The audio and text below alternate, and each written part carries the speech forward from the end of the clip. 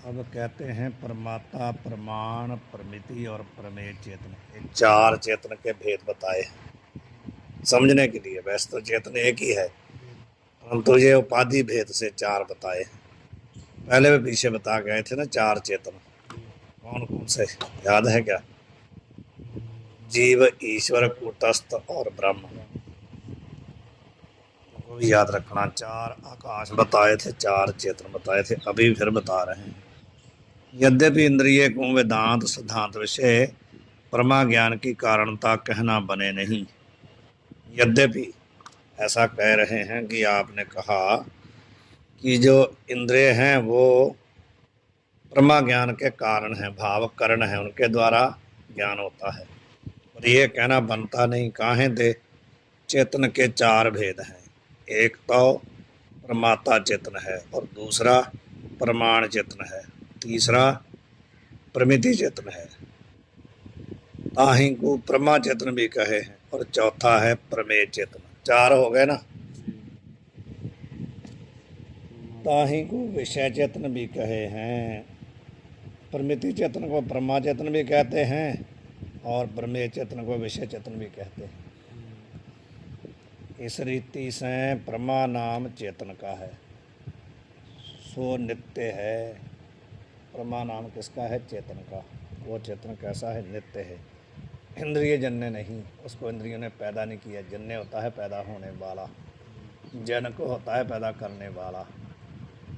यहाँ तो इंद्रियता का कारण नहीं, इंद्रिय प्रमा का कारण है। उसे प्रमा करते उन्हें चेतन कर दिया, तो चेतन जो है वो इंद्रियों से पैदा थोड़ी हुआ। तथापि चेतन में प्रमा व्यवहार का संपादक वृत्ति भी प्रमा कहिए है। ऐसा है, फिर भी कहते यदि आप चेतन में प्रमा, चेतन को प्रमा कहते हो तो कैसे कहते हो? उसका कारण क्या है? उसका कारण है वृत्ति। यदि प्रमा को हमने चेतन को प्रमा नाम का व्यवहार उसमें किया, भाव, उसको हम प्रमा बोलते हैं, तो कैसे बोलते हैं? वृत्ति के द्वारा। ताकि इंद्रिय करण है, उस वृत्ति के करण कौन है? इंद्रिय है। कहते हैं कि प्रमा नाम है चेतन का, तो चेतन इंद्रिय से जन्य नहीं है, नित्य है। फिर भी यदि उसमें हम प्रमा का व्यवहार करते हैं, उसको हम प्रमा कहते हैं, तो उसका कारण क्या है? तो उसका कारण है वृत्ति। तो वृत्ति का कारण है इंद्रिय। इंद्रिय के बिना वृत्ति बाहर जा नहीं सकती। तो वृत्ति को जब हम कह देते हैं, वृत्ति का कारण कह देते हैं इंद्रियों को, तो इसी प्रकार वृत्ति रूढ़ चेतन का भी कारण कह देते हैं। देह के मध्य जो अंतःकरण ता करके अवच्छिन्न जो चेतन सो प्रमाता कहिए हैं। एक हो गया प्रमा चेतन, और दूसरा कौन है? प्रमाता चेतन। वो क्या है? अंतःकरण अवच्छिन्न जो चेतन, अवच्छिन्न भाव विशिष्ट सहित, उसको बोलते हैं प्रमाता। उसी को जीव कहते हैं। देह मध्य, हाँ, देह के अंदर मध्य भाव अंदर अंतःकरण, और उस अंतःकरण से अवच्छिन्न, अवच्छिन्न भाव होता है, उसको अलग किया हुआ है अंतःकरण ने साक्षी से। ये क्या हो रहा है? बंद हो गया है क्या?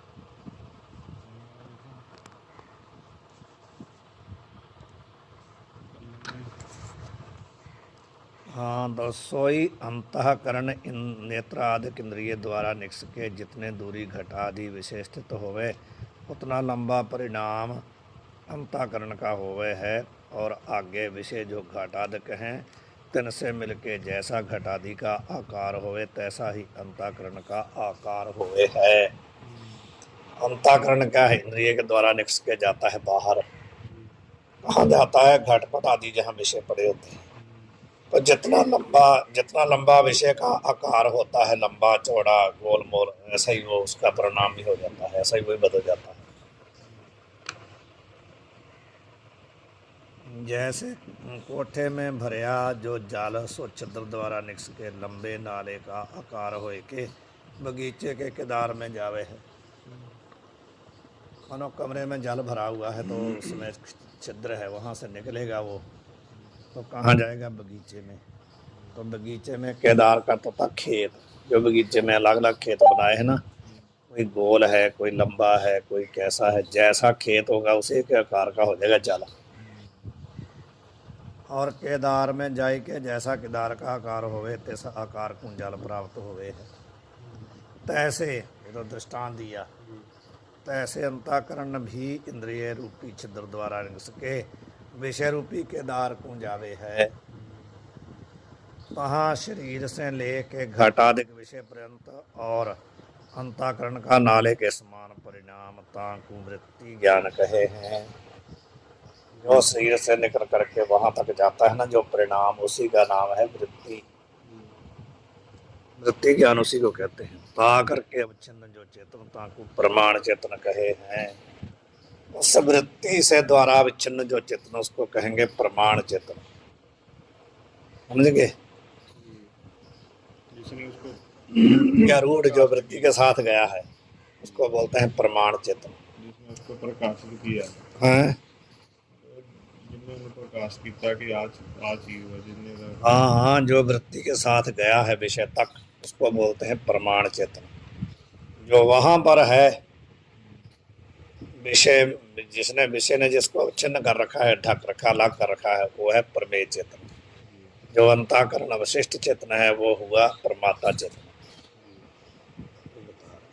वृत्ति के अनुरूप जो अंतःकरण का परिणाम ताकु प्रमा कहे हैं।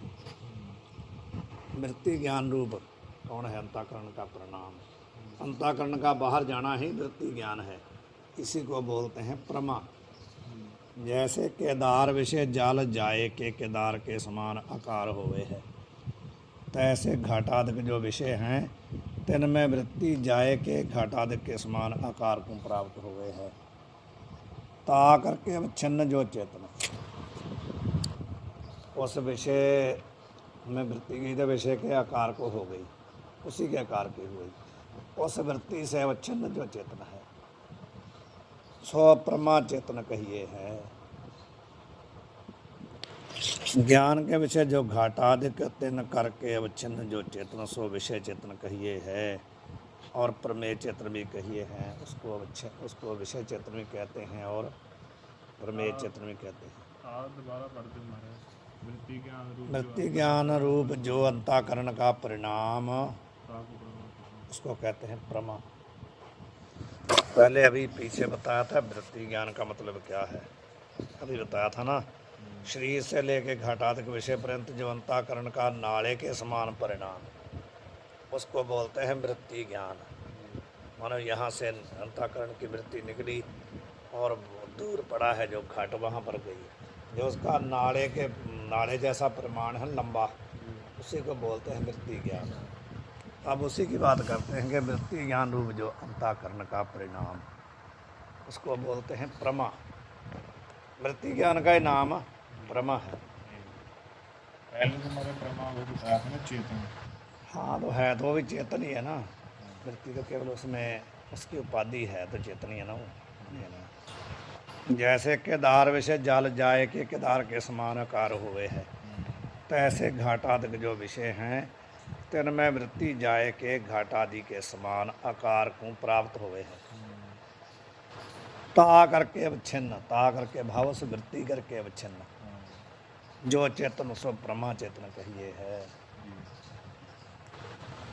ज्ञान के विषय जो घाटाधिक तिन करके अवच्छिन्न जो चेतन सो विषय चेतन कहिए है। वहाँ पर दो चेतन बताए हैं, एक तो प्रमा चेतन है, एक प्रमेय चेतन है। जो वृत्ति करके अवच्छिन्न है वो हुआ प्रमा चेतन, जो विषय करके घट करके अवच्छिन्न है वो हुआ प्रमेय चेतन, उसी को विषय चेतन भी कहते हैं। यह है वेद अर्थ के जानने वाले जो आचार्य हैं तिनकी परिभाषा है। वो कहते हैं वेद के आचार्यों ने ये परिभाषा की है। अब आगे चल रहा है कि एक दो तीन बात आते हैं वेदांत में। अवच्छेदवाद है, प्रतिबिंबवाद है, आभासवाद है। जो हमारा जी इंद्री करके परिच्छिन्न है वो प्रमा चेतन हो गया, वृत्ति करके, जो वृत्ति करके, और जो विषय का जो घाट करके अवच्छिन्न है वो हुआ प्रमेय चेतन या विषय चेतन।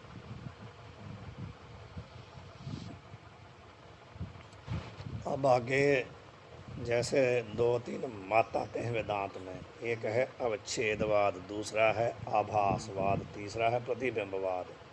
हाँ जी। थोड़ा थोड़ा उनका फर्क है। अब ये कहते हैं कि अवच्छेदवाद की रीति से परमात्मा और साक्षी सहित विशेषण और उपाधि का लक्षण बता रहे। जो अवच्छेदवाद वाले हैं ना, उनकी पद्धति के अनुसार परमात्मा कौन है, साक्षी कौन है और उपाधि का लक्षण सबका बता रहे हैं लगभग। कुछ मैसेज क्यों आ रहा बार बार? रिकॉर्डिंग हो भी रही है कि नहीं हो रही? गड़बड़ तो नहीं है कोई? गड़बड़ तो नहीं कोई?